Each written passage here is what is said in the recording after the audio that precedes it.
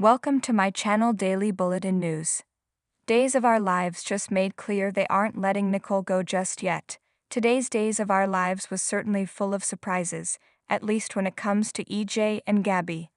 The fallout of their hate sex is just getting started as, even though Gabby had second thoughts about hurting Stefan, it looks like the choice may already be out of her hands. Surprisingly though, that isn't because EJ's determined to hurt Stefan and Gabby. In fact, EJ was actually kind of understanding, or at least we think he was. He could have just been toying with Gabby as she waffled on whether she actually wanted to tell Stefan what they'd just done.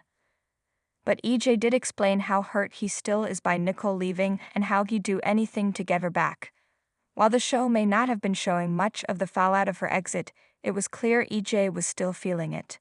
And that's a huge relief since, after Eric and Nicole left Salem, EJ just vanished from our screens for weeks, only popping up in a minor role here and there.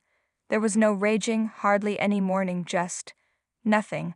Then came Gabby, roping him into her plot for revenge against Stefan, and all of EJ's wounds from him and Nicole tore open. And now Eric is coming back by the end of the week to support Brady. It won't be a permanent return, and no, he won't be back with Nicole. But it will be our first chance to check in on how he and Nicole are doing building a life and a family outside of Salem.